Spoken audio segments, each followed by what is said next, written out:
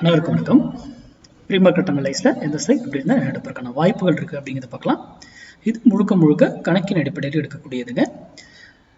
நம்ம இந்த ஸ்ட்ரைக்குன்னு தான் இல்லைங்க, எந்த ஸ்ட்ரைக்கில் வேணாலும் நம்மளால கொடுக்க முடியுங்க. இதை வந்து சும்மா ட்ரெண்ட் ஐடென்டிஃபிகேஷன் மட்டும்தான்.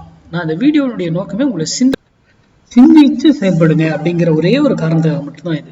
ஏன்னா ஆப்ஷன் பையர் வந்து மார்க்கெட்டுடைய சப்போர்ட் அண்ட் ரெசிஸ்டன்ஸ் போயிட்டு ஃபிளாட் பண்ணி ட்ரெண்ட் லைனை போட்டு அது வந்து மார்க்கெட் காலில் 9 ஓப்பன் ஆகும், 3:30 முடியும். கரெக்டுங்களா? அது 1000 பாயிண்ட் ஏறினா என்ன இறங்கினா என்ன அதுக்கு ஏதாவது தெரியுமா? ஒன்றும் கிடையாது. ஆனால் ப்ரீமியத்துக்கு அப்படி கிடையாதுல்ல. பாசிட்டிவாகவே ட்ரேட் ஆனாலும் கால் சைடில் ப்ரீமியம் ஏறாது. ஏன் அப்படிங்கிற கேள்விகள்லாம் எழுடும். அப்போது மார்க்கெட்டுடைய சப்போர்ட் அண்ட் ரெசிஸ்டன்ஸை வைத்து ஆப்ஷன் பையிங் பண்ணுறது சரியில்லைங்கிறது ஃபஸ்ட்டு ஃபைன் பண்ணுங்க. அதுக்கப்புறமா தான் இதில் ஏன் இப்போ நான் கொடுத்துக்கிட்டு இருக்கேன் அப்படிங்கிற சிந்தனை வந்தாலே நீங்கள் போய் சரியானதை தேர்ந்தெடுப்பீங்க, படிப்பீங்க, ப்ராக்டிஸ் பண்ணுவீங்க. யார்ட்டையும் கிளாஸ் போகணும்ல, நீங்களே ப்ராக்டிஸ் பண்ணலாம். இல்லை சார் என்னால் என்னதான் பண்ணாலும் என்னால் ப்ராக்டிஸ் பண்ண முடியல சார் அப்படின்னா நீங்கள் உங்கள் பகுதியில் உங்களுக்கு தெரிஞ்சவங்க யாராவது சொல்லி கொடுத்தா அங்கே போய் கற்றுக்கோங்க, படிங்க. மேக்ஸ் சார்ந்திருக்கணும், புரியுதுங்களா? போயிட்டு ப்ரைஸ் ஆக்ஷன் ஓப்பன் இன்ட்ரெஸ்ட் உட்காந்துக்காதீங்க, ஓகேங்களா? அதெல்லாம் இன்வெஸ்ட்மெண்ட்டுக்கும் ஒரு ஸ்விங் ட்ரேட் அந்த மாதிரி பண்ணுறதுக்கும் சரியா இருக்கும், ஓகேங்களா? அப்போ இந்த புள்ளின்னா ஏன்னா நம்ம வந்து ஆப்ஷன் பையர், நமக்கு ஸ்கில் கொஞ்சம் அதிகமாக இருக்கணும் செல்லர்ஸை விட, ஓகேங்களா? அப்போ எந்த புள்ளியில டிசிஷன் எடுக்கப்படும் அப்படிங்கிறதெல்லாம் ஃபைன் பண்ணணும்.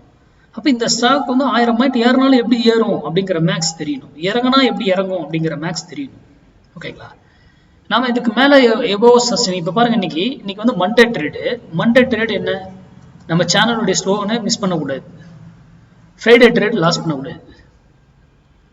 இன்னைக்கு 23,200 புட்டு 122 ரூபாய்க்கு கீழே சஸ்டெயின் ஆனா நிஃப்டி ஏறுன்ற, மேலே சஸ்டெயின் ஆனா நிஃப்டி இறங்குங்கிற. அப்போ ஏன் இந்த பிரைஸை வைத்து அதை கொடுக்குறேன் அப்படிங்கிறத சிந்திங்க.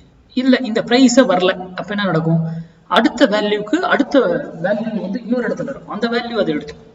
நீங்க இந்த வேல்யூ யூடியூப் பார்க்குறவங்க இந்த வேல்யூ வந்தா டிசிஷன் எடுத்துக்கோங்க, இல்லையா இக்னோர் பண்ணிட்டேன். சிம்பிள் மார்க்கெட்டை சிம்பிளா பாருங்க, ரொம்ப காம்ப்ளிகேட்லாம் பண்ணி பார்க்காதீங்க. அப்படியே அது இதுன்னு பூதாகாரமா பண்ணி வச்சிருப்பாங்க, அப்படிலாம் கிடையாது. சிம்பிளா பாருங்க. அப்போ இது வந்து இதுக்கு மேலதான் இருக்கா கீழே தான் இருக்காட்டா அதுவும் மேக்ஸ்ல தான் கண்டுபிடிக்கணும், ஒரு லைனை போட்டு கண்டுபிடிக்க முடியாது. சில டைம் இந்த லைனுக்கு மேலே இருக்கும், அப்படியே ஒரு ரேங்கல்ல கீழே விடும், கீழே இருக்கும் ஒரு ரேங்கல்ல தூக்கிடுவோம்.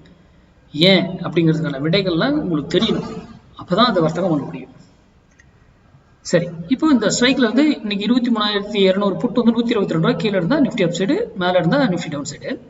இதுங்கிறது போனா மேலே ஏறிச்சுன்னா ஒரு குறிப்பிட்ட விலையில போயிட்டு இதை திரும்பி ஆகணும், அப் ஆகணும், ரிவர்சல் நடந்து தீரணும் சார், ரூலுங்க. அதை ப்ராக்டிஸ் பண்ணணும். அதே போல கீழே வந்தா ஒரு விலையில வந்து திரும்பணும், அதே ரிவர்சல். அப்ப இந்த இடத்துல ரிவர்சல் நடந்தே ஆகணும்,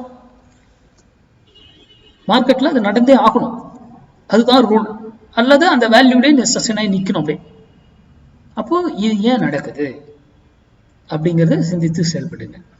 நன்றி, வணக்கம், வாழ்க வளமுடன்.